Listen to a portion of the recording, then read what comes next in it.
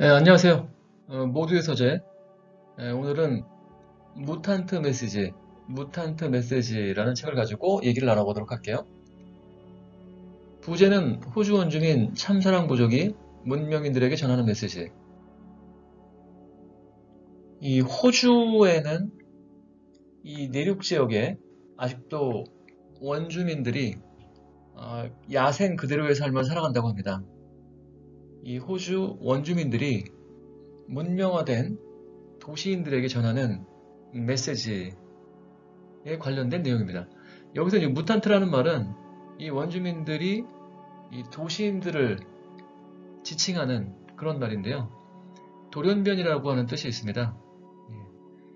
여기 왼쪽에도 사진이 나오지만 이들은 아주 태초에 아주 순수한 그러한 형태로 어떤 인간성이라든지 외모라든지 이런 것들을 유지하고 있다고 생각합니다.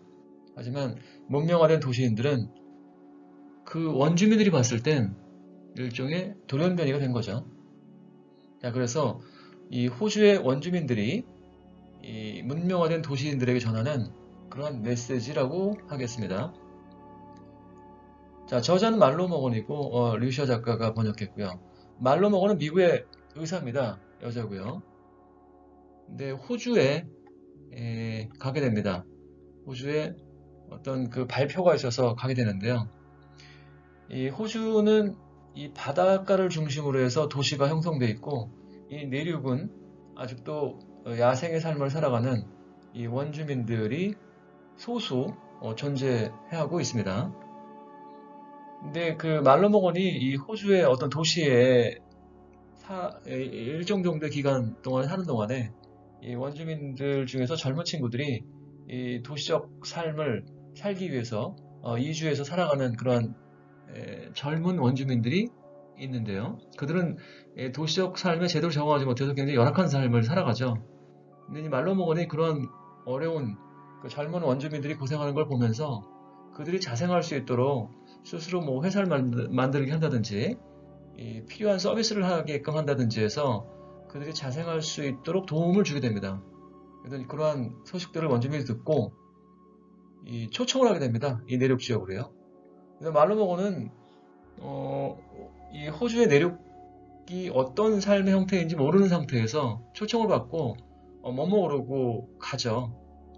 가서 이 내륙 지역에서 이 원주민들과 똑같은 형태로 여행을 하고 야생적 삶을 살아가면서 약 반년 정도 경험했던 그러한 경험담, 소중한 경험담들을 책으로 써낸 그러한 이야기입니다. 말로먹은 이 책을 썼을 때는 거의 93년도고요. 근데 지금부터 약 30년 전 얘기긴 한데 이 원주민들은 어떤 그 지구의 어떤 환경 문제에 관련해서 말로먹은에게 이 경고성 메시지를 전달해주기 위한 그런 목적이 있었는데 그것이 바로 30년이라는 시간이 흘렀고 지금 기후 위기를 넘어서 이 기후 재앙이라고 하는 말까지 쓸 정도로 어떻게 보면 이 원주민들이 했던 메시지가 지금 우리에게 굉장히 절실하게 그리고 무게감 있게 다가오는 그러한 내용이라고 하겠습니다.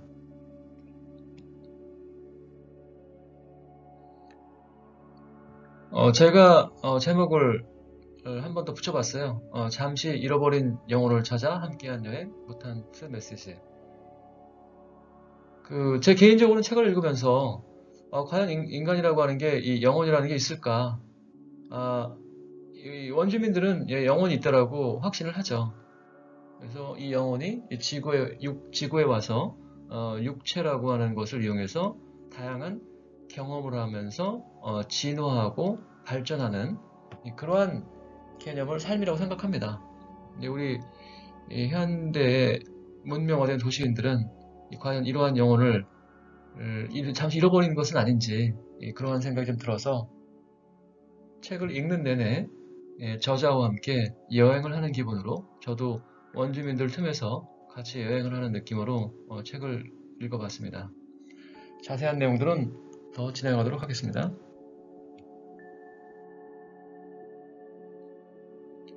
책의 내용에 대한 이야기를 하기 전에 전 세계가 지금 홍수나 산불 등 그 이상기후로 인해서 아주 몸살을 앓고 있죠.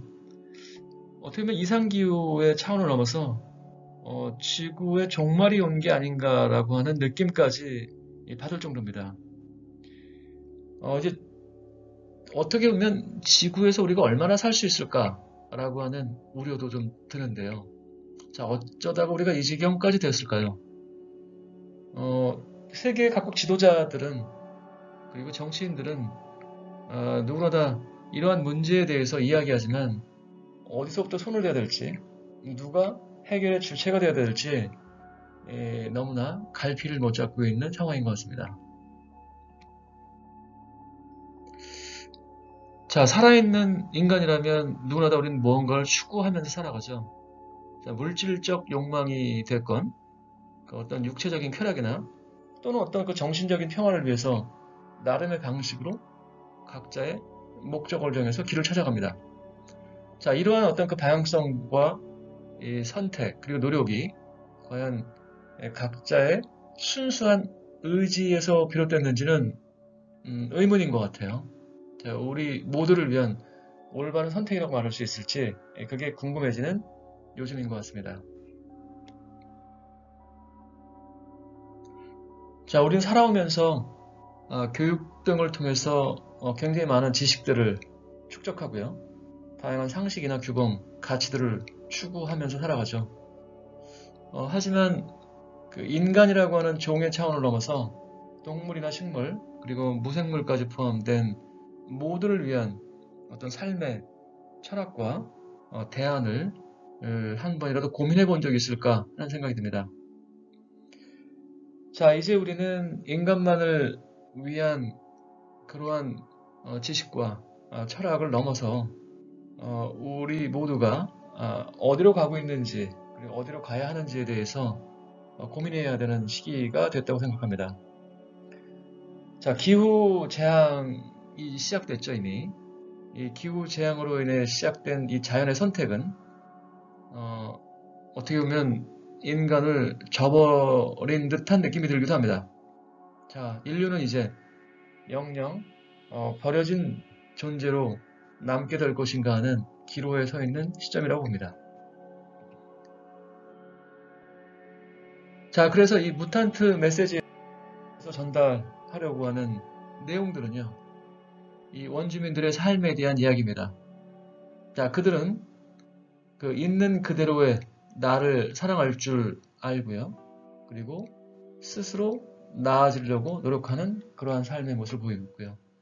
그리고 승자나 패자를 떠나서 그들의 삶이 자체가 놀이가 되고 그러한 놀이 자체를 즐길 수 있고 그리고 물건보다는 이 경험의 가치를 깨닫고 이 많이 경험할 줄 아는 그러한 삶을 살아가고 있다고 봅니다. 그리고 이 비우고 채우는 것의 기쁨을 알고 그리고 자연과 인간이 공생하는 것에 관심을 가지고 노력하는 그러한 삶의 태도를 살아가고 있는 모습을 우리 도시인들에게 전달하고 있습니다. 자, 전체 책의 내용 중에서 중요한 문장들을 읽어가면서 전체적인 내용을 얘기해 보도록 하겠습니다. 자, 20페이지인데요. 나는 물건이나 자신이 가진 어떤 관념에 대한 집착을 버리는 것이야말로 참다운 인간으로 나아가는 중요한 첫걸음이라는 것을 깨닫게 되었다. 저자가 한 얘기인데요. 이 물건에 대한 어떤 소유욕이나 그리고 내가 옳다라고 하는 어떤 생각들, 그러한 관념들에 대한 이 집착을 버리는 것이 이 원주민과 같은 이 참다운 인간으로 나가는 것에 대한 중요한 첫걸음이라고 하는 걸 깨달았다고 합니다. 자, 모든 일은 필요한 때 일어나도록 되어 있다. 당신은 이 여행을 경험해야만 한다. 당신은 이 일을 경험하기 위해서 태어났다. 자, 원주민들이 이 저자에게 전달하는 메시지입니다. 세상의 모든 일들은 필요한 때 일어나도록 되어 있다고 하는 어떤 우리에게 벌어지는 현상들 중에 우연이라고 하는 것은 없다는 얘기죠. 모든 건 어떤 그 관계에 의해서 벌어진다는 거예요. 뭐 인연관계라고 할까요? 아, 전체적인 책의 내용은 불교에서 이야기하는 그런 어떤 불교 철학과 유사성을 많이 느끼게 됩니다. 모든 일은 필요한 때 일어나도록 되어 있다고 합니다. 그리고 이 저자가 이 말로 먹은 이 저자가 이 호주 내륙에서 하는 여행뿐만이 아니라 우리의 삶을 여행이라고 하고요. 이 여행을 통해서 다양한 경험을 하는 것이 우리 인간이 거쳐가야 되는 어떤 숙명과 같은 과정이라고 얘기하고 있습니다.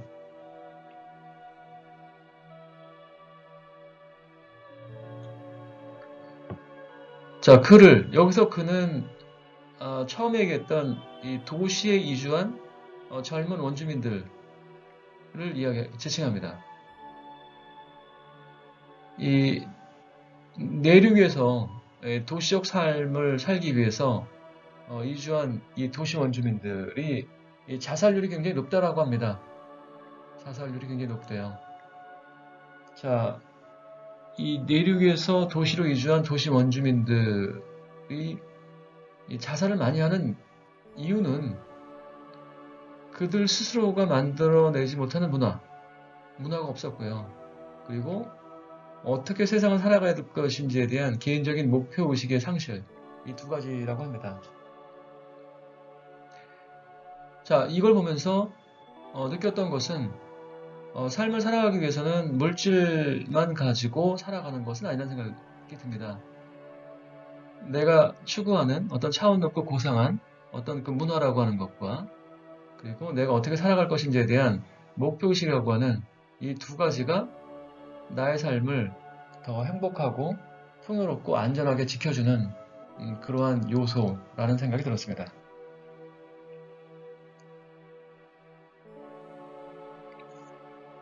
나이를 먹어감에 따라 그 사람이 가진 지혜와 창조성과 삶의 목표도 더 뚜렷해진다면 당연히 그는 일생 동안 여러 번에 걸쳐서 이름을 바꾸게 될 것이다. 자, 원주민들은 이 살면서 다양하게 이름을 바꾸게 됩니다. 자기 자신이 이름을 짓죠. 처음에 태어날 때 지어진 이름을 갖고 평생 살아가는 것이 아니라 살아가면서 내가 좀 더 관심이 있는 것, 그 다음에 잘하는 것, 그 다음에 하고 싶은 것, 이러한 것들을 어떤 형태로건 이름을 본인이 스스로 짓게 됩니다. 그러면서 쭉 우리가 살아간다고 했을 때 중간중간에 자기 검토를 하죠. 내가 어떻게 살아가고 있는지, 그리고 내가 무엇을 잘하는지, 그리고 내가 어떤 지향점을 갖고 살아가는지, 이런 어떤 그 자기 점검을 통해서 발전을 해가는 그러한 과정을 이름을 통해서 드러내고 있다라고 볼 수 있겠습니다. 그래서 나이를 먹는 것을 이름을 바꾸는 과정을 통해서 더 지혜를 쌓고 그 다음에 창조성을 넓히고 그 다음에 삶의 목표도 더 뚜렷해지는 그러한 과정을 이름을 통해서 겪어나간다고 합니다.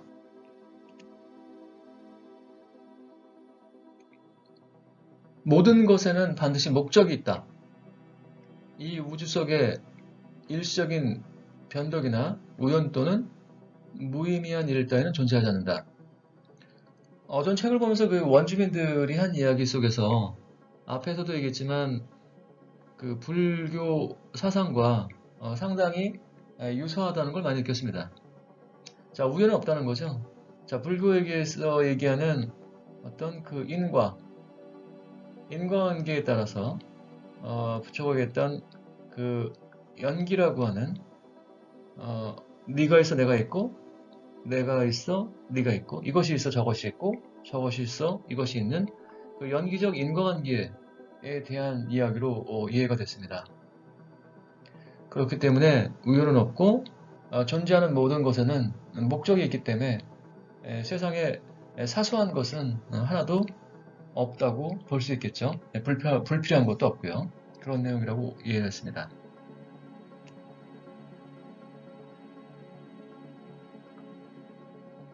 나는 마음속에 자연스럽게 떠오르는 생각들에 귀를 기울이는 법부터 배워야만 했다. 그런 다음 식물들에게 그들의 존재 이유, 다시 말해 동물과 인간에게 식량을 제공하는 일을 할 준비가 되었는가를 묻는 법을 배웠다.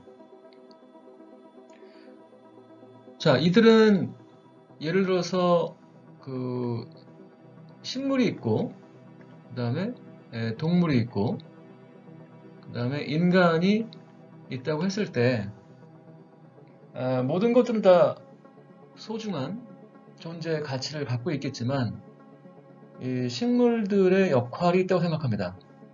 자, 식물들은 지구를 아름답게 하고 그 다음에 지구의 어떤 생태적 균형을 맞춰주는 부분이 있고요. 그리고 일부분의 경우에 따라서는 이 동물들의 생존을 위한 어떤 그 희생 또는 기여를 해야 된다라고 하는 그러한 역할의 규정을 하고 있습니다. 자, 동물들도 마찬가지고요.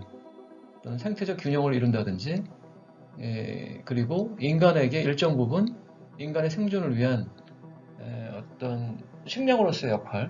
하지만 어떤 쾌락을 위해서나 아니면 돈을 벌기 위해서나 그렇게 해쳐서는 안 되는 것이고 가장 고통 없이 그리고 꼭 필요한 그런 목적을 위해서 살생을 어느 정도 인정하는 그러한 철학을 갖고 있습니다.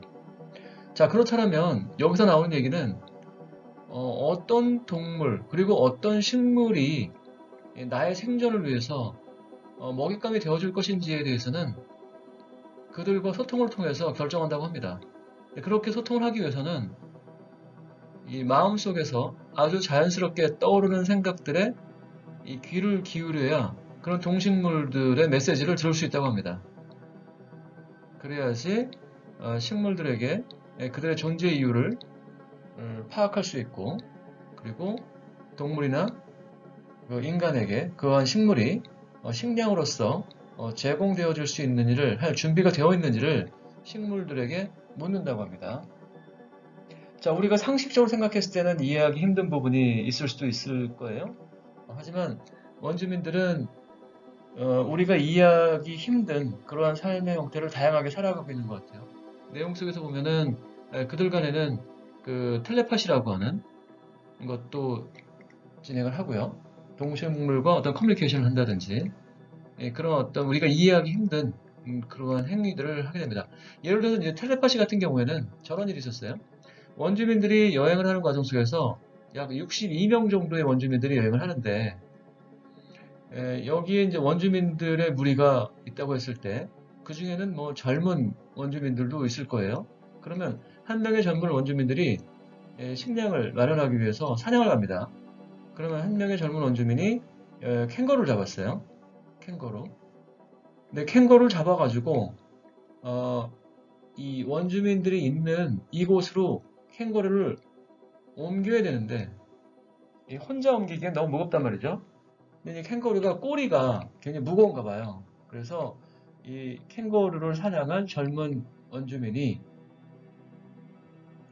이 텔레파시를 통해서 이 여러 부족에서 좀 시니어급 되는 나이가 많은 원주민과 커뮤니케이션을 통해서 이 허락을 받고 꼬리를 잘라서 이 원주민들이 많이 있는 이곳으로 이동을 하는 그러한 과정에 대한 이야기도 등장을 합니다.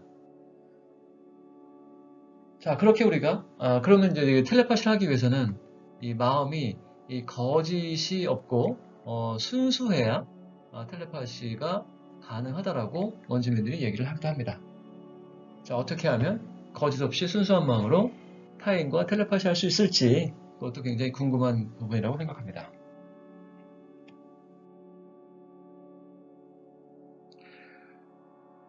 자, 나는 아침이나 점심 때 아무것도 먹지 않고 눈으로 바라보는 것만으로도 내 자신에게 영양분을 공급하는 법을 배웠다. 자, 이 부분도 이해하기 좀 어렵죠. 굉장히 넓고 야생적인 그 내륙을 목적지도 없이 방랑하게 됩니다. 목적지도 없이 여행을 해요. 목적지도 없이 야생적 삶을 살아가면서 여행을 합니다. 그러니 이들이 어떤 옷이라든지 먹을 것이라든지 이런 게 있는 것도 아니고요. 그 동물의 이 방광에 물을 좀 채워서 가지고 다니는 정도 그렇게 여행을 다니게 됩니다. 그러면 뭐 어떤 식사 시간이 있는 것도 아니고 그 상황에 따라서 먹을 것을 해결해야 되는 그런 상황 속에서 이, 이 여기서 나는 저자예요. 저자는 오랫동안 원주민들과 여행을 하면서 이러한 방법을 터득하게 됩니다.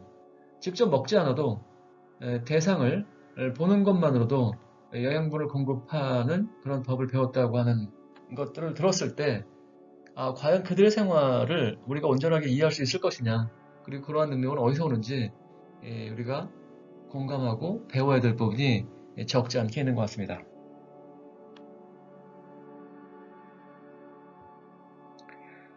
자, 앞에서도 얘기했지만 텔레파시에 대한 얘기를 하죠.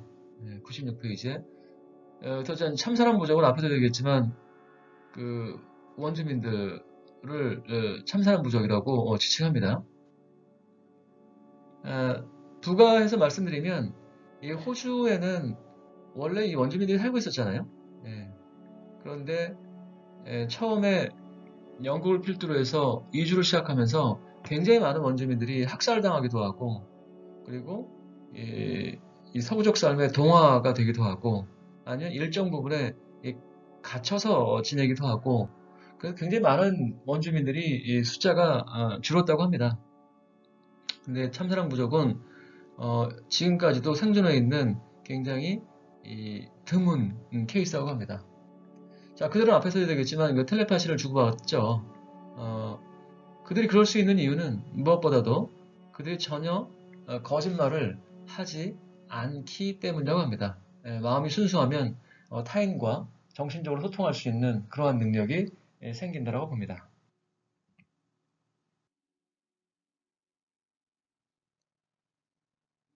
자, 참사랑 부족에게 목소리라고 하는 것은 말을 하기 위해 있는 것이 아니라고 믿고 있었다.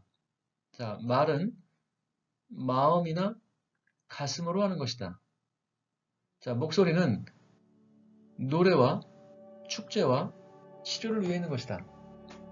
앞에서도 얘기했지만 이들은 그 텔레파시라고 하는 것도 가능하고 그리고 이들은 이 목소리를 통해서 그렇게 많은 대화를 나누는 것 같진 않아요. 그래서 이 참사랑 부족은 이 목소리라고 하는 것은 평소에 많은 대화를 하기 위해서 있는 것이 아니고 말이라고 하는 것은 이 마음이나 가슴으로 하는 것이다라고 합니다. 하지만 이들은 이 축제를 굉장히 즐깁니다. 그리고 노래를 좋아하고요.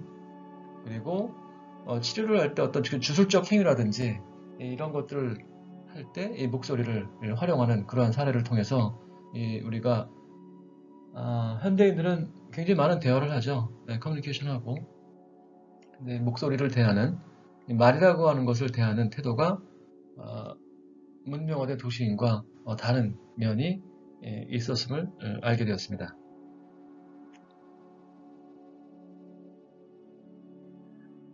자, 어떤 상황에서는 자신을 내맡기는 것이야말로 최선의 해결책일 수가 있었다.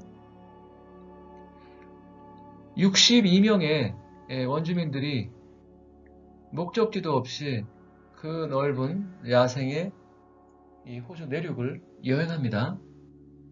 여행을 하는 과정 속에서는 이 리더가 있고요. 그 리더를 돌아가면서 맡게 돼요.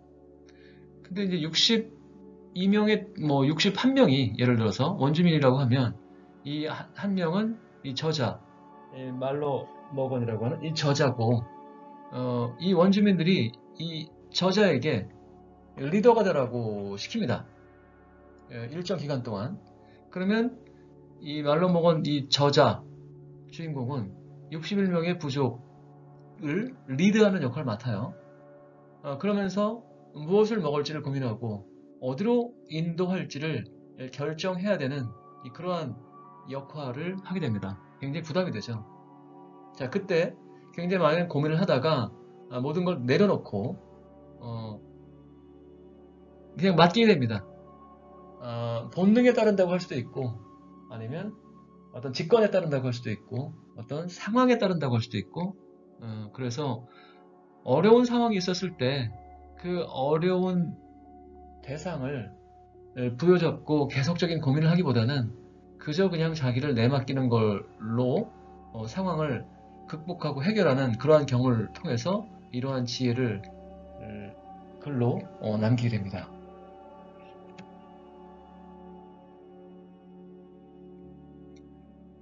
그녀는 꽃 먹거리에 전혀 집착하지 않았다. 꽃은 시들어 죽을 것이고 대지의 품으로 돌아가 거름이 되어 다시 순환할 것이다. 자, 이 내용은 어떤 내용이냐면 그 원주민들 중에서 어떤 젊은 여성 원주민이 있었던 것 같아요. 그 젊은 여성 원주민이 그 야생의 꽃을 가지고 목걸이를 만듭니다. 꽃을 가지고 목걸이를 만들어요. 꽃을 가지고 목걸이를 만들었으니 굉장히 아름다웠겠죠? 그러면 주위에 있는 원주민들은 그 젊은 여성 원주민이 목에 건 꽃걸이의 아름다움을 칭찬하고 같이 그 모습을 즐기게 됩니다. 그리고 옆에도 노래를 부르고 그 꽃의 아름다움을 공유합니다.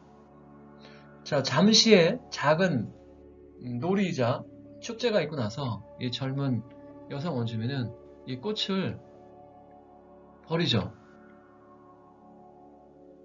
꽃을 일정 공간에 버리고 다시 여행을 시작하게 됩니다.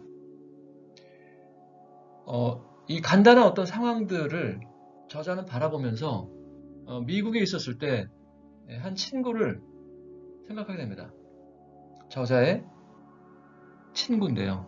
이 친구는 아주 고가의 목걸이가 있었어요. 아주 고가의 목걸이. 굉장히 비쌌나 봐요. 네. 그래서 이 친구는 이 고가의 목걸이가 너무 귀하다고 생각을 해서 혹시 잃어버리거나 도난당하면 안 되기 때문에 여기에 보험을 듭니다. 고가의 보험을 들죠. 자, 보험을 든 것도 불안해서 이 친구는, 이 저자의 미국인 친구는 이 고가의 목걸이를 은행 금고에 보관을 해요. 잃어버리거나 도난당하면 안 되기 때문에. 그러면 보험료가 나가고 은행에 보관하기 때문에 이 보관료가 나가게 되죠. 그럼 이 친구는 이 은행 금고에 보관을 해놨기 때문에 이 친구가 걸고 다니는 목걸이는 똑같은 형태의 이미테이션, 모조품을 목에 걸고 다닙니다. 자, 이러한 상황이 생각이 난 거예요.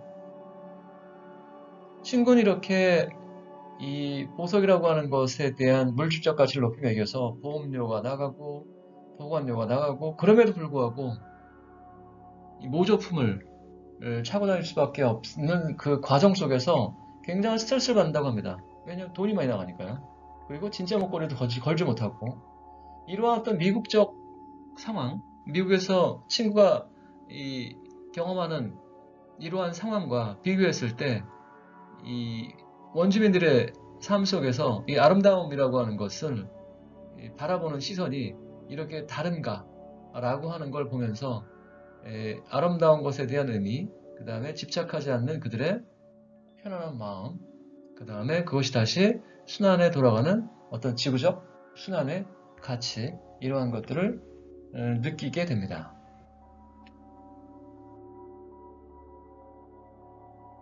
자, 우리는 생일이 아니라 나아지는 걸 축하한다. 작년보다 올해 더 지혜로운 사람이 되었으면 그걸 축하하는 것이다. 하지만 그건 자신만이 할 수 있다. 이 원주민들은 이 생일이라고 하는 것을 축하하는 것을 굉장히 생소하게 생각하는 것 같아요. 생일을 축하하지 않죠, 원주민들은. 그럼 언제 축하하느냐? 본인이 스스로 나아졌다. 그리고 발전했다. 라고 했을 때 이야기합니다. 그러면 그때 다른 원주민들이 축하를 해주죠. 더 지혜로워진 것에 대해서 축하를 해주는 거죠. 앞에서도 그 이름에 대한 얘기를 할 때 처음에 이름이 지어지고 그것이 지속되는 것이 아니라 이러한 나아지는 계기를 통해서 자기 스스로가 이름을 부여합니다. 그래서 축하를 받기도 하고 생일 대신에 축하를 받기도 하고 새로운 이름이 지어지기도 하고 그러한 삶을 살아가죠. 네, 많이 배울 점이 있는 것 같습니다.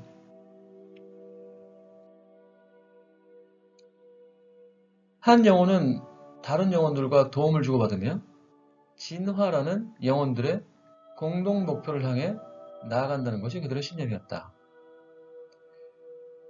이들의 삶의 목표는 진화라고 합니다. 이 물질적 가치보다는 이 경험을 중요하게 생각을 하죠. 그리고 그들은 서로 독립되어 있는 존재라기보다는 연결되어 있는 존재라고 생각합니다. 그리고 모든 것은 우연히 발생되는 것이 아니라 꼭 필요해서 어떤 숙명적인 또는 운명적인 또는 관계적인 인과적인 그러한 현상으로서 나타난다고 합니다. 자, 이런 경험과 모든 것이 연결되어 있다고 하는 이런 가치와 그리고 인과에 의해서 삶의 목적이 정해지는 이러한 과정을 통해서 이들은 진화해 나가고 있다고 생각하고 그것이 삶의 목적이라고 생각합니다.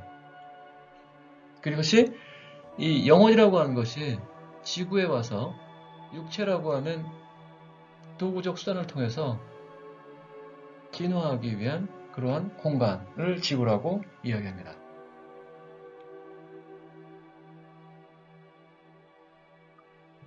자, 육체는 높은 차원의 의식이 개인의 의식과 소통할 수 있게 해주는 수단이라고 믿었다. 지구라고 하는 공간을 영혼이 방문을 하죠. 근데 이 지구에 살아가기 위해서는 이 육체라고 하는 것을 통해서 살아간다고 합니다. 그래서 높은 차원의 의식이 영혼이라고 하는 것이 육체를 얻음으로써 이 개인적 의식과 그리고 타인과 소통하게 할 수 있는 수단이라고 믿고 있었습니다.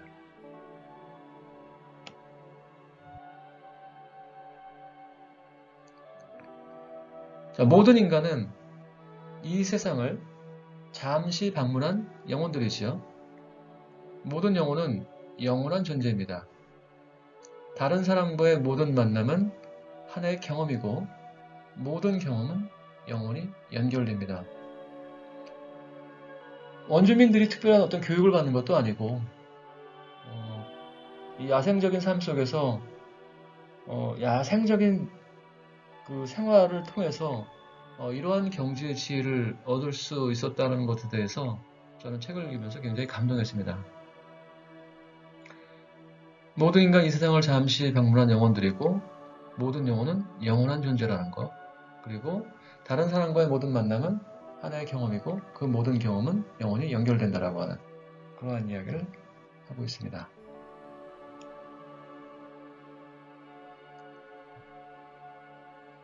자, 사물에 대해서 우리가 느끼는 감정은 우리 몸의 모든 세포, 인격의 중심, 마음속, 그리고 우리의 영원한 자아 속에 기록된다라고 그들은 말했다.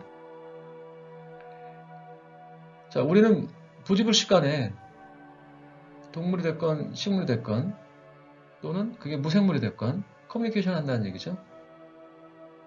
이 대상을 통해서 느끼는 우리의 감정, 생각이라고 하는 것은 우리 몸속에 어떤 세포, 그 다음에 인격의 중심, 그다음에 마음속, 그리고 영원한 자아 속에 낱낱이 기록된다고 합니다.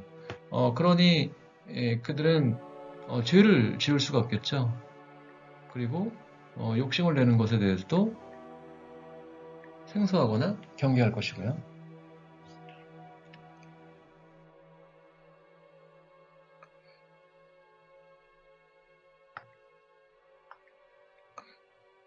인간이 버림의 의미를 배우기란 무척 어려운 일이다. 새 것을 받아들일 빈 공간이 없으면 새 것이 들어올 수 없다. 이들의 삶은 어떤 물질적인 집착이나 욕심과는 다른 차원의 삶을 살아가는 것 같습니다. 어떤 자연적이고 그리고 타인과 연결되어 있다라고 하는 그러한 가치 속에서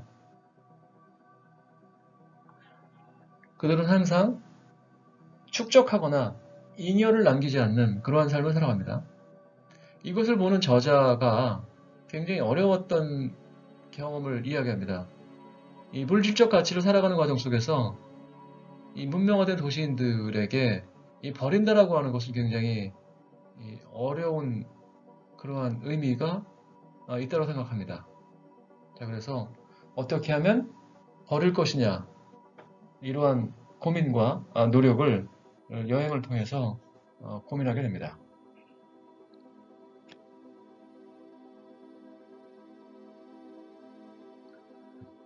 사막에서 물을 찾지 못해 분통을 터뜨리다가 마침내 절망한 채로 죽어가는 무탄트들은 사실은 자신의 감정 때문에 죽는 것이라고 그들은 말했다. 이 호주라는 나라가 굉장히 넓죠. 그리고 내륙은 굉장히 야생적이고요. 이 문명화된 도시인들이 이 여행에 도전을 한다고 합니다. 이러한 야생적 내륙에 도전을 하는 과정 속에서 뭐 물이 없다거나 아니면 어떤 어려움 속에서 죽는 경우가 적지 않게 발생을 한다고 해요. 하지만 저자는 이 원주민들과 이 야생 속에서 여행을 하는 과정 속에서 느낀 게 과연 정말로 물이 없어서 죽는 것이냐 아니면 그 스스로 한 절망 때문에 죽어가는 것이냐 그리고 자신의 감정 때문에 죽는 것이냐라고 하는 의문을 갖게 됩니다. 자, 이거를 읽으면서 한 생각을 해보는 건요. 예를 들어서 우리가 물에 빠져서 죽는다고 했을 때 물에 빠졌을 때 우리는 순간적으로 두려움을 느끼게 되죠. 그리고 그 두려움을 극복하기 위해서 저항하는 과정 속에서 패닉에 빠지는 그런 경우들을 많이 보죠. 만약에 수영을 혹시 못한다고 하더라도 만약에 물에 대한 두려움만 없다라면 패닉에 빠지지 않을 수 있다라면 과연 살아남을 수 있지 않을까라고 하는 그런 생각을 해봤습니다.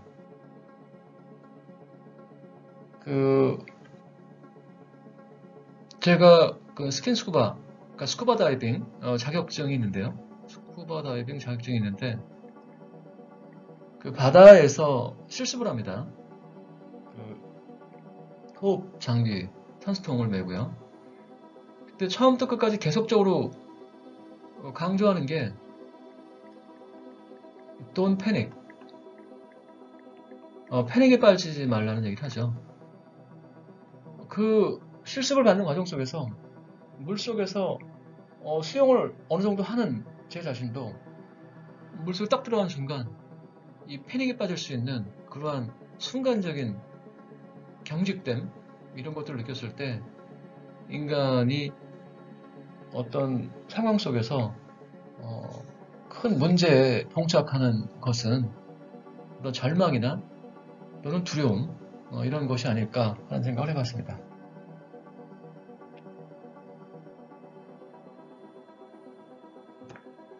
인간은 사는 것만으로도 너무 바빠서 존재를 생각할 겨를이 없다고 저는 말했다. 원주민들이 문명화된 도시인들을 지적하는 말이죠.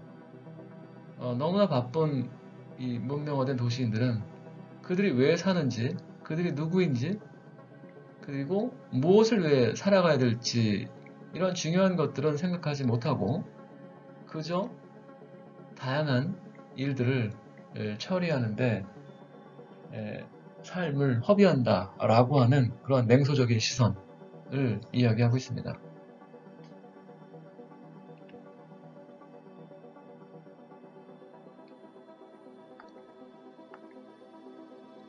당신이 다른 사람에게서 좋은 점과 나쁜 점을 발견하는 것은 당신 존재의 어떤 차원에서 그것과 똑같은 장단점을 갖고 있기 때문이다.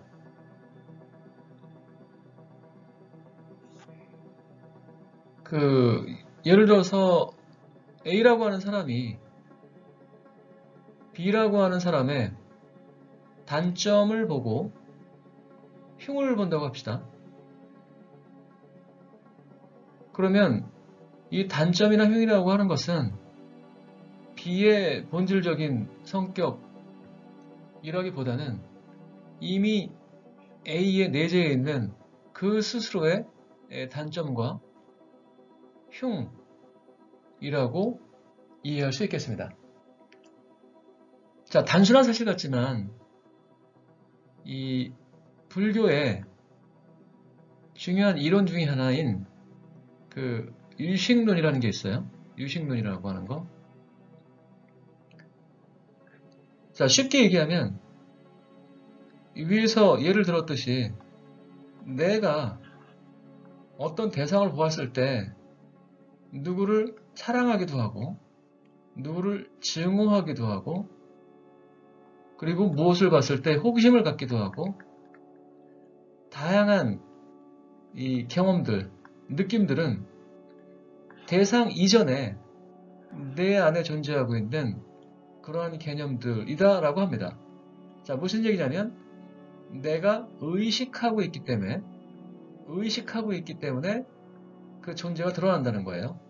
자, 대상 이전에 뭐 사랑하는 대상, 증오하는 대상, 어떤 호기심 대상 이전에 내가 대상을 의식하기 때문에 존재한다는 거예요. 자, 이를 의식하지 않으면 존재도 없다라는 게 어떻게 보면 유식론의 기본적인 논리라고 하겠습니다. 자, 지금 유식론을 얘기하려고 하는 것이 아니라 불교 사상과 굉장히 유사한 그러한 정신적 세계를 갖고 있는 원주민들을 보면서 굉장히 놀라움을 금치 못했어요.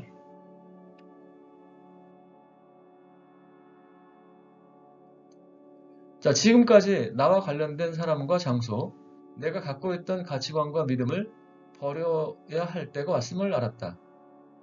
내 영혼의 성장을 위해 나는 조용히 과거의 삶의 문을 닫고 새로운 곳으로 들어온 것이다.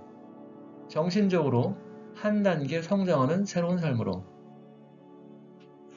자, 저자 말로먹어는 지금까지 살아왔던 문명화된 도시적 삶, 물질적 삶과는 전혀 다른 차원의 삶을 살아가게 됩니다.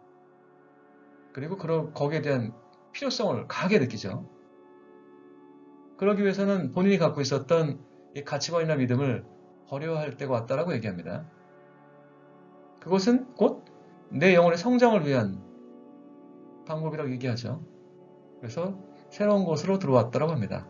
정신적으로 한 단계 성장하는 새로운 삶으로. 자, 원주민을 통해서 배운 어떤 지혜를 바탕으로 한 그러한 새로운 삶이겠죠.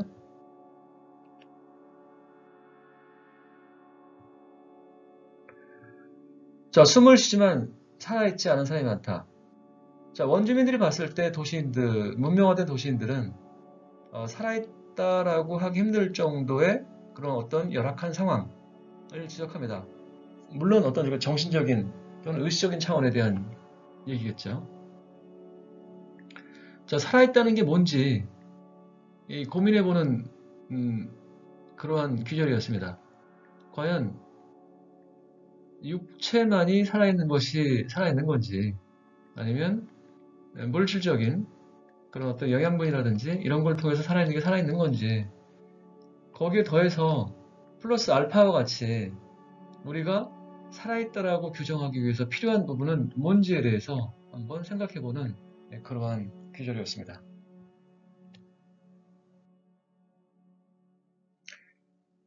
평생을 살고도 하늘이 준 재능이 무엇인지 모르는 문명인들이 있다야 하는데 그것이 살인이냐? 원주민들은 경험을 중요하게 생각한다고 했죠. 그리고 진화를 위해 살아간다고 합니다.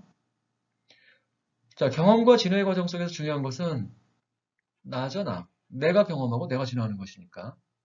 물론 타인과 절대적으로 독립된 어떤 개체적인 나라기보다는 타인과 연결된 더불어 사는 어떤 공동체적인 의식을 가진 나죠. 자, 내가 경험하고 내가 진화하는 거죠. 자, 그러기 위해서 끊임없이 나를 발견해 갑니다. 무엇이요? 재능을. 거기에 대한 소중함을 얘기하죠. 자, 그렇기 때문에 생일을 자동적으로 축하하는 것이 아니라 내가 나아지는 그 시점이 나의 생일이 되는 것이고, 그리고 나는 태어나서 고정된 이름을 갖는 것이 아니라 나아졌을 때 새롭게 규정하는 그런 어떤 그 새로운 규정들, 그게 이름이 되겠죠. 자, 그래서 끊임없이 재능을 발전시켜 나가고 발현시켜 나가는, 그리고 타인과 공유해 나가는 그러한 삶을 살고 있다고 합니다.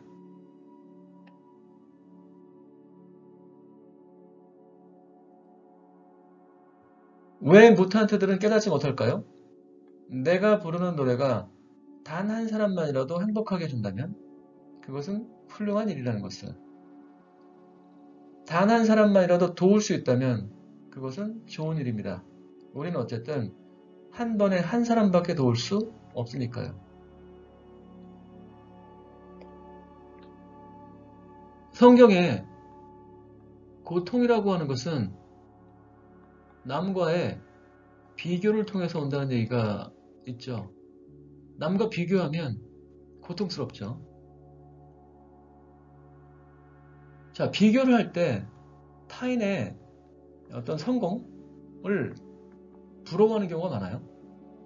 뭐 어떤 사회적인 지위라든지 이런 것들을 부러워하는 경우가 참 많죠. 더 높이 된 사람들, 더 많이 가지고 있는 사람들을 부러워하고 비교함으로써 고통을 받는, 그게 어떻게 보면 우리들의 일반적인 모습이 아닐까 하는 생각이 듭니다.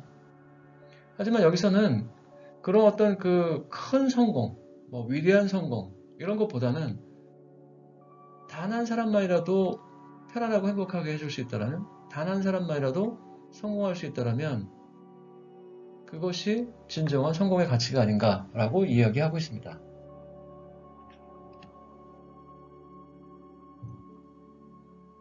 우리는 이미 예수의 진리를 실천하며 살고 있었습니다. 왜냐하면 우리는 삶을 사는 법을 한 번도 잊어버린 적이 없기 때문입니다. 이 얘기는 이 서양의 이 선교사가 기독교를 전파하기 위해서 이 원주민들에게 강요를 했다고 합니다. 예수를 믿어라. 예수가 진리다. 라고 하는 그런 강요에 대한 그들의 대답이죠. 우리는 종교를 갖고 성경을 읽고 예수를 믿고 하는 행위는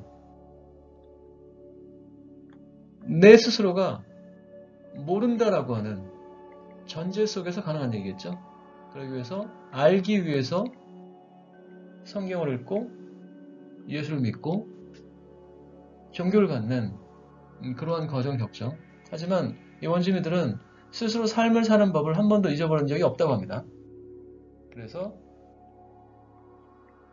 서양의 선교사들이 이 강요하는 것에 대응해서 이러한 얘기를 하고 있습니다.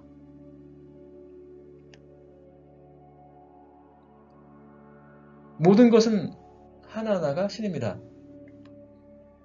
이 신에 대한 개념은 굉장히 다양할 수 있겠죠. 어떤 기독교적인 그 인격화된 유일신이 있을 수 있고요. 뭐 불교적인 전통 속에서는 어떤 기독교적 전통의 인격화된 유일신이라기보다는 어떤 하나의 큰 원리 또는 규칙, 그래서 이제 법이라는 걸 쓰죠. 예. 자, 신의 개념이 어떻게 됐던 간에 이 원주민들, 이 호주의 원주민들은 모든 것이 다 신이라고 하는 그러한 생각을 갖고 있습니다. 모든 것이 다 신이라고 하는, 어떻게 보면은 그 불교적 관점에서의 신과 맥락이 이어지고 있는 게 아닌가 하는 생각이 듭니다.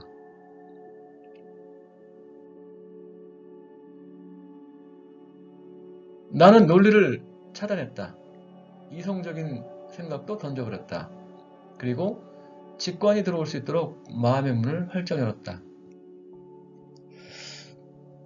문명화된 현대인들은 너무나 많은 이 생각들을 하고 살아가는 것 같습니다. 너무나 많은 판단들을 하는 것 같아요. 너무나 많은 비교들을 하는 것 같아요. 하지만 그러한 생각과 판단과 비교를 버리고 순수하게 내 마음을 열고 받아들일 수 있는 그러한 직관에 대한 중요성을 얘기하고 있습니다.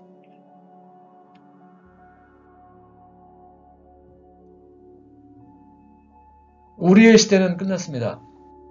자, 제가 맨 앞에 저자가 이 책을 처음 쓴 시점을 얘기를 한 이유가 30년 전에 쓴 그 시점을 얘기한 이유가 이 당시에 이 저자가 원주민들과의 나눈 대화 속에서 원주민들이 한 이야기입니다.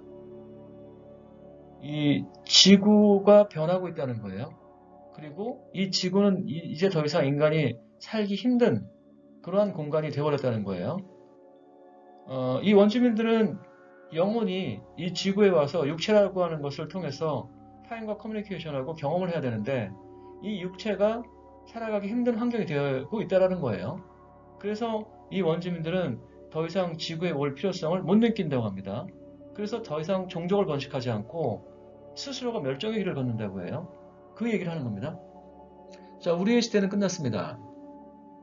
비 내리는 것이 이미 달라졌고 더위는 날로 심해지고 있으며 동물과 식물의 번식이 줄어드는 것을 우리는 오랫동안 지켜보았습니다. 더 이상 영혼에게 인간의 모습을 주어 이곳에서 살게 할 수는 없습니다. 왜냐하면 이 사막에는 이제 물도 식량도 남아있지 않을 것이기 때문입니다. 이미 30년 전에 지금 벌어지고 있는 이 기후 재앙을 예견한 듯 합니다.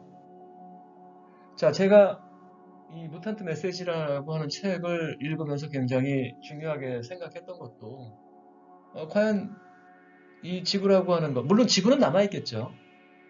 지구가 멸망을 하거나 그러지는 않을 것 같아요. 지구에서 살아가는 인간들이 더 이상 살기 힘든 환경이 되어진다라고 하는 그런 의미겠죠. 더 이상 늦기 전에 이 원주민들의 그런 지혜의 목소리를 받아들여서 조금이라도 더 지구를 오래 사용할 수 있는 그러한 상황이 되기를 간절히 바랍니다.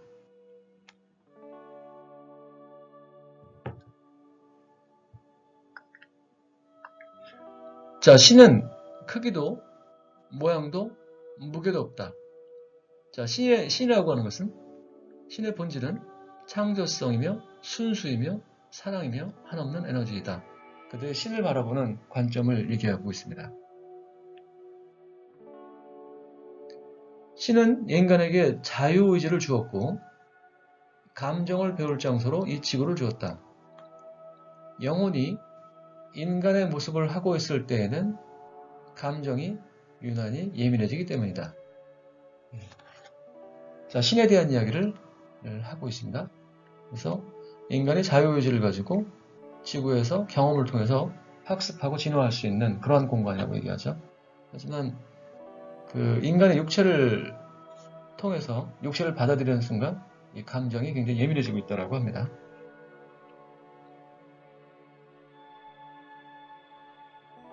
자, 무탄트들은 자신의 관점에서 시간을 재기 때문에 미래를 길게 내다보지 못한다. 그들은 오늘 말고는 어떤 시간도 인식하지 못하며 따라서 내일을 생각하지 않고 자연을 파괴한다. 그 문명화된 도시인들은 이 시간이라고 하는 개념이 있죠. 자, 시간은 이 수치화되고요. 이 수치는 나열됩니다.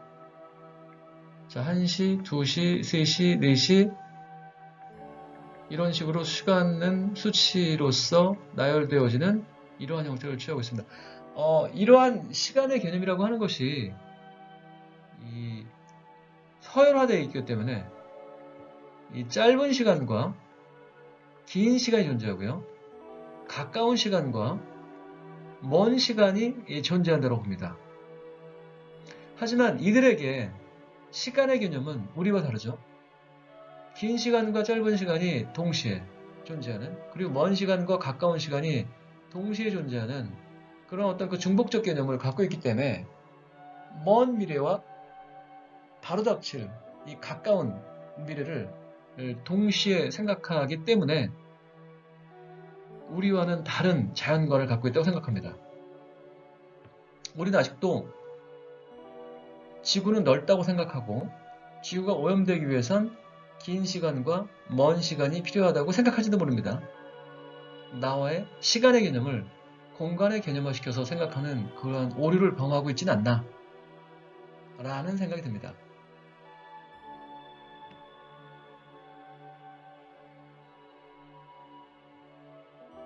현재 무탄트들이 태초의 인류와 가장 크게 다른 점은 두려움을 갖고 있다는 것이다. 두려움이란 동물계의 감정이다. 동물의 세계에서는 두려움이 생존에 중요한 역할을 한다. 만약에 동물이 두려움이 없다면 어떻게 될까요? 여기 사슴 한 마리가 있습니다. 옆에 사자가 어슬렁어슬렁 걸어와요. 두려움이 없다라면 도망갈 필요가 없겠죠. 사자를 잡아먹히겠죠. 자, 두려움이 있기 때문에 생존할 수 있는 게 동물계의 감정이라고 합니다. 그러면 아까도 얘기했지만 인간은 동물과 얼마나 같으며 얼마나 다를까요? 두려움의 측면에서는 공통적인 부분이 있다고 할 수 있겠죠.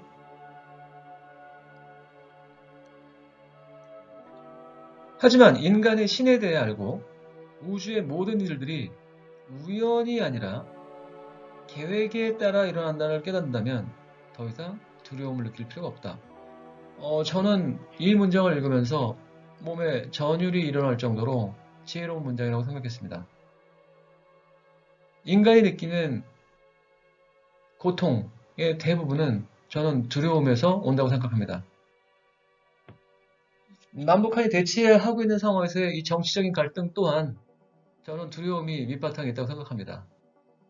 옆집이 나보다 잘 사는 것도 일종의 두려움이 밑바탕에, 옆집이 잘 사는 걸 보면서, 옆집이 좋은 차를 사는 걸 보면서, 옆집이 맛있는 걸 먹는 걸 보면서, 더 큰 집으로 이사 가는 걸 보면서 고통을 받는 것도 어떻게 보면은 뒤처질 것 같은 두려움이 자리 잡고 있다고 생각해요. 인간이 느끼는 고통의 많은 부분은 두려움이 원인이라고 생각합니다.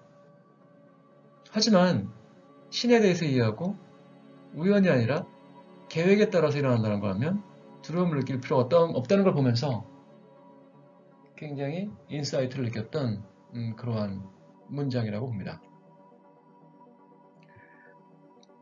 따라서 사람은 신념이나 두려움 중에서 하나를 가질 수 있어도 두 가지를 함께 가질 수는 없다. 자, 물질이라고 하는 것은 두려움을 낳는다. 사람은 가지면 가질수록 더 두려워하게 된다. 아직도 충분치 않은 것 같아 불안하기 때문이다. 자, 여기서 신념이라고 하는 것은 이 얘기죠. 신에 의해서 우연이 아니라 계획에 따라서 일어난다 라고 하는 것과 동물적 생존을 위한 두려움, 이 둘 중에 어떤 걸 선택할 것이냐, 이 선택의 문제가 남는다고 보겠습니다.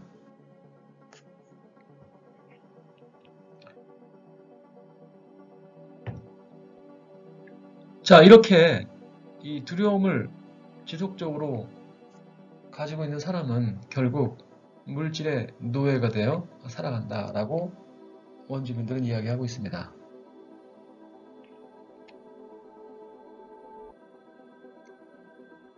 자, 선교사들은 이 부족 사람들이, 원주민들이 스스로 죽음을 선택하는 것을 금지했다.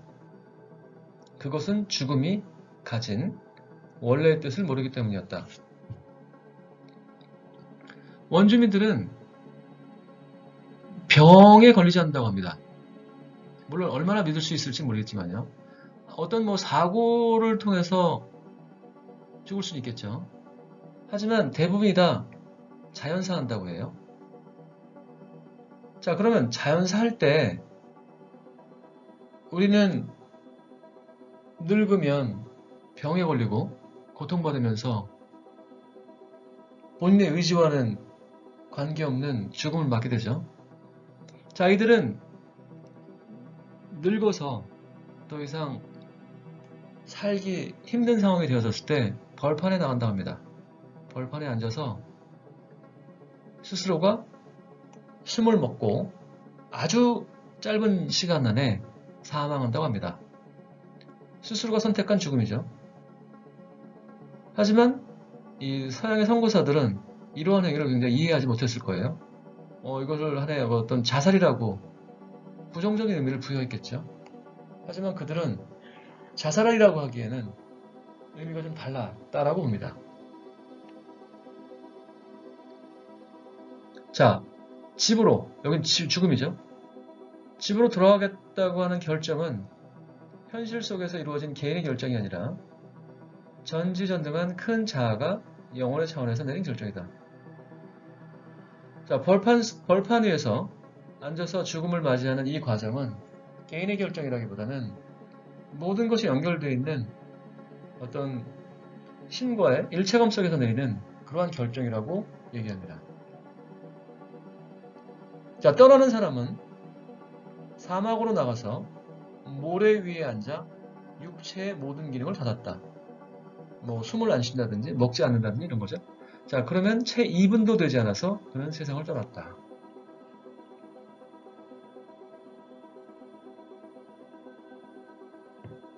당신이 신에게 말하느라고 바쁘면 신의 목소리를 들을 겨를이 없다. 지금 현대인들은 종교를 갖고 있죠. 종교는 신에 대한 개념이 존재하죠. 신을 대할 때 우리는 보통 기도를 합니다. 기도를 할 때 우리는 마음속으로 하건 겉으로 내뱉건 말을 합니다. 하지만 원주민들은 말을 하는 것이 아니라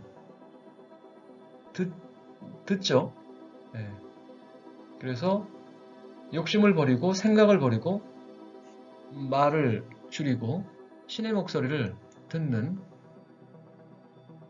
그것이 바로 기도라고 하는 그런 생각을 갖고 있습니다.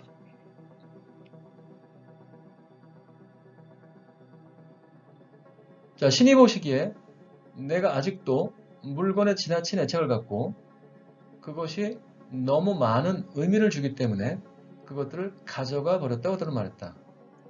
나는 깨달았다. 소중한 것은 물건이 아니라 경험이라는 것을. 저자가 이 원주민들의 그 공간 속에서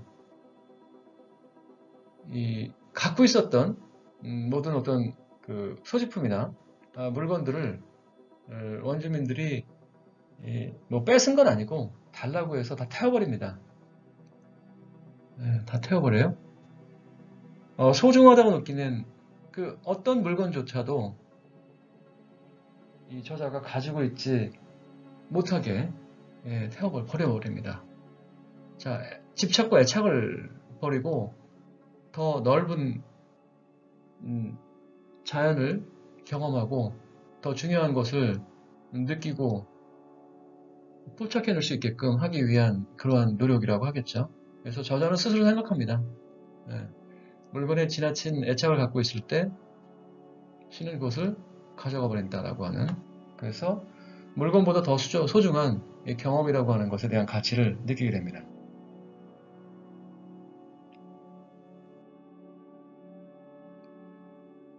자, 폭풍을 겪으며 나는 생명이 얼마나 위대한지, 또한 내가 생명이 얼마나 애착을 갖고 있는지를 충격적으로 깨달을 수 있었다. 죽음의 문 앞에 다가섰던 그 경험은 주변에 있는 사소한 것들로부터 기쁨이나 절망을 느낄 필요가 없다는 생각을 갖게 했다. 무엇인가에 애착을 갖는 것이 부질없는 일처럼 느껴졌다. 여행을 하는 과정 속에서 62명이 여행을 하는 과정 속에서 아주 거대한 이 모래폭풍을 만납니다. 거대한 모래폭풍을 만나요. 그 거대한 모래폭풍을 만나서 굉장히 이 아수라장이 되어버리죠. 그래서 이 나무 한 그루가 있었던 것 같아요. 저자는 여기에 매달려가지고 이 바람에 날리면서 겨우겨우 나무를 의지해서 살아남았던 그러한 경험을 얘기하고 있습니다. 그래서 그 폭풍을 겪으면서 순간적으로 생명에 굉장히 집착하죠. 죽음에 대한 두려움을 느끼고 집착하죠. 그래서 생명에 대한 소중함을 느끼게 됩니다. 그리고 얼마나 목숨에 대한 애착을 갖고 있었는지도 느끼죠. 그래서 거의 죽을 뻔했던 그러한 경험을 통해서 사소한 것들이 얼마나 사소한지, 그러한 사소한 것들로 인해서 뭐 기분이 좋거나 나쁘거나 하는 것들에 대한 부질없음을 느끼게 됩니다.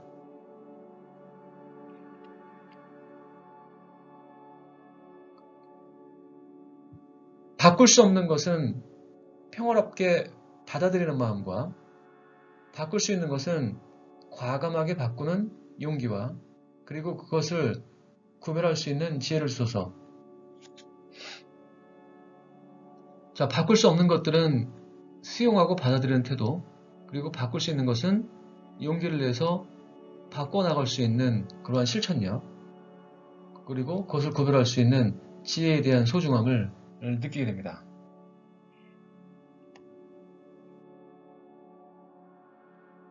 자, 스스로 받아들이는 고통을 제외하고는 생명체에게 어떠한 고통도 주어서는 안 된다. 그 동물이나 식물, 그러니까 인간이 생존을 위해서, 원주민들이 생존을 위해서 동물을 잡거나 아니면 식물을 채취할 수도 있겠죠. 그러한 과정 속에서 동물이나 식물은 스스로가 본인의 어떤 그 동물 같으면은 그런 어떤 동물의 몸, 식물 같으면은 그 식물의 개체를 제공했다라고 생각합니다. 그래서 생존을 위해서 동물을 취하거나 식물을 취하는 이 과정 속에서 동물과 식물이 자기의 이 어떤 몸이나 개체를 통한 영양분을 기여한다고 보고요. 그러한 경우를 제외하고서는 동물이나 식물에게 고통을 줘서는 안 된다라고 하는 그런 원주민들의 철학을 이야기합니다. 새로운 것을 발견하는 일은 이제 그만 있고 우리의 과거를 회복시키는 데 노력을 집중한다면 세계의 미래는 훨씬 나아질 것이다. 우리는 끊임없이 이 발전과 성장 그리고 더 좋은 것을 추구하죠. 자, 근데 발전과 성장과 좋고 편한 것을 추구하는 과정 속에서 이 지구는 병들어가고 있다고 봅니다. 그래서 발전, 성장, 좋은 것이라고 하는 그런 어떤 그 새로운 것을 발견하는 것보다는 우리의 어떤 그 과거, 어떤 순수한 인간성이라고 할까요? 그것을 회복시키는 것에 대한 필요성을 이야기하고 있습니다. 지구상에 존재하는 모든 생명들에게 이로울 때만 의미가 있다. 자, 모든 것들은 모든 생명들에게 이로울 때만 의미가 있다는 거죠.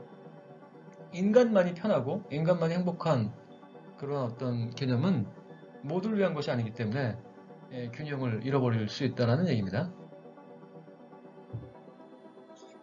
자, 지금까지는 책 속에서 중요하다고 생각하는 문장들을 정리해 봤습니다. 그래서 제가 느꼈던 내용들과 함께 여러분들과 얘기를 나눠봤고요. 자, 지금부터는 이 내용을 가지고 우리가 토론을 한다면 어떤 아젠다가 가능할 것인지를 정리해 봤습니다.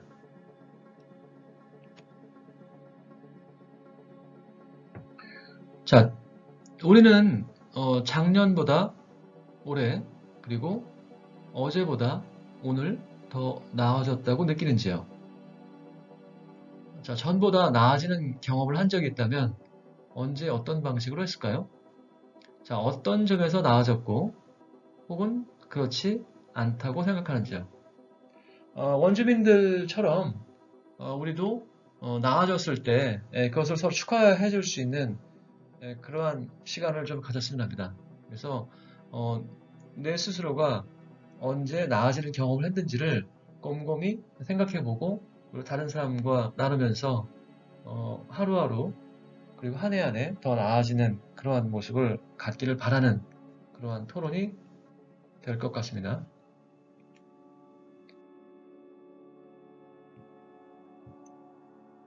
자, 참사랑 부족은 성장함에 따라서 각자 자기에게 어울리는 이름을 선택한다고 합니다. 자, 그렇다면 나 같은 경우는 어떨까요? 지금 나의 가치를 드러내는 이름을 만약에 정한다면 어떻게 정할 수 있을까요? 그리고 그 이유는 뭘까요? 뭐 예를 들면 뭐 이야기꾼, 뭐 원주민들이 스스로 정한 이름들을 소개하면 이야기꾼이라든지 노래 부르는 사람, 뭐 연장 만드는 사람, 시간 관리자, 기억 관리자, 당당한 검은 백조 등등의 이름을 갖고 있다고 합니다. 이건 아메리카 인디안들도 마찬가지인 것 같아요. 뭐 주먹 쥐고 일어서 뭐 늑대와 춤을 늑대와 춤이라고 하는 영화도 있었죠. 자, 나의 이름을 한번 지어보면서 나를 새롭게 발견하는 그러한 시간을 가져보는 것도 좋을 것 같습니다.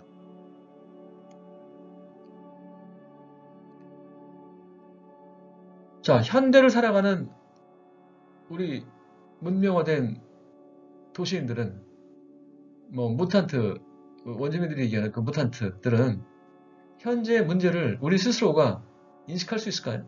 그리고 극복할 수 있을까요? 여기는 의문이 듭니다.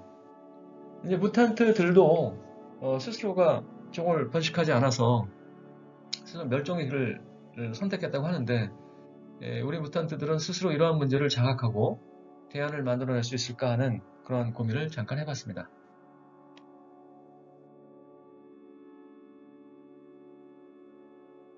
자, 여기서 또 궁금해지는 건 나라는 건 과연 뭘까라는 생각이 듭니다. 나는 어떤 걸까? 무탄트들은 영혼을 얘기하죠. 영혼은 영원히 변치 않는 나의 어떤 그 본질적인 성격을 얘기한다라고 합니다. 생각합니다. 근데 예를 들어서 이제 불교 사상과 유사점이 많다고 했는데 이 부처 같은 경우에는 내가 없다라고 하는 이 무아를 강조했죠. 자, 내가 없다라고 하는 무아와 이 원주민들이 얘기하는 그 영혼은 어떻게 상호 모순적으로 보일 수도 있는데 이러한 것들을 어떻게 이해할 수 있을까요? 여러분들에게 하나의 화두처럼 질문을 한번 드려보겠습니다.